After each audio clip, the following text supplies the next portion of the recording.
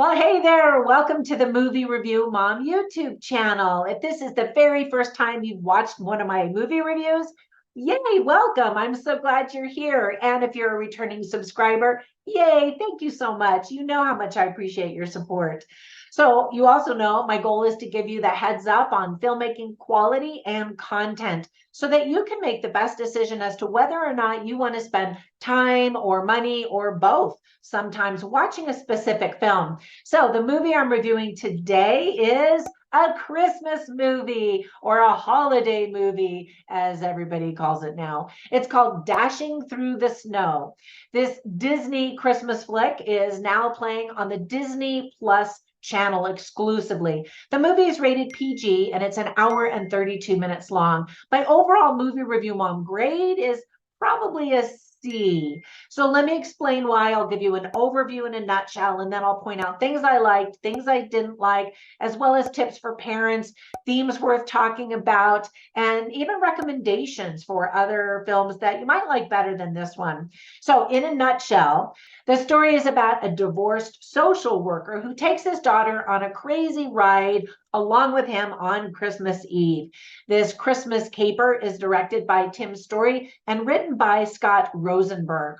So there were some things that I liked about this movie, of course. For example, one of the characters says that Ludacris looks like John Legend. So do you think so? I never would have said that, but I thought it was funny. I love it when movie characters reference real people in real life. Seeing Ludacris in a family-friendly holiday movie sure mixes things up from his usual high-octane action movies.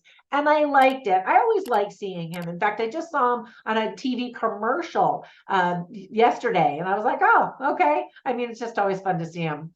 Lil Ray Howery offers an entertaining Santa Claus, including a little ring dipped in white on his requisite beard.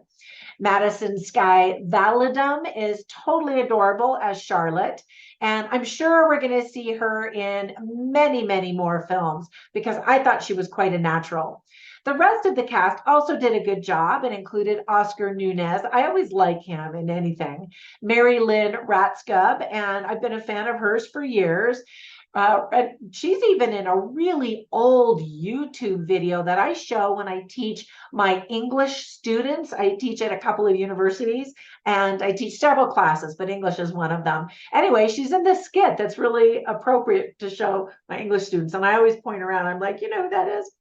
Anyway, Kevin Connolly, Tiana Paris, and many more. There's plenty of Christmas decor and holiday spirit in this goofy offering. There is a fun costume design by Salvador Perez Jr. And the movie was filmed in Atlanta, Georgia. I lived in a suburb of Atlanta for 15 years and I loved it there. Southern hospitality is a real thing. Now, back when I lived there, they weren't filming a ton of stuff like they are now. I would have loved to have shown up on set and been an extra or something like that. But it is kind of a hotbed for filmmaking nowadays. And so I love that. Now, there were some things I didn't like or just thought could have been done better or differently. For example, I thought that the villains were just completely ridiculous and innocuous. It's pretty doggone predictable and filled with cliches. Ultimately, the movie is occasionally amusing and a distraction that you'd put on TV for your kids to watch while you're in the other room secretly wrapping Christmas presents or something like that. Disney worked very hard at providing diversity in this film. They should have worked harder at writing a really good script. It almost felt like ChatGPT wrote this one during the writer's strike in Hollywood. Now, I don't know if that's true. It's just not really great script writing. And then, unfortunately, the movie is ultimately forgettable. So let me give you some tips for parents. The movie is family friendly, so that's great. There is talk about believing in Santa Claus, lots of shenanigans and chaotic action, talk of dishonest politicians, talk of a home invasion, talk of a divorced family, and an adult talks about going to therapy. So just a heads up on that content. Some of the themes that are illustrated very well are past Christmas trauma, trust, Santa Claus, family, saving Christmas. Now, whenever I watch movies, I always take notes. And of course, I write down funny lines and interesting lines simply so I can share them with you so you can get a taste and a feel for the dialogue. So I have them all on my moviereviewmom.com website, but I'll share a few of them with you here right now.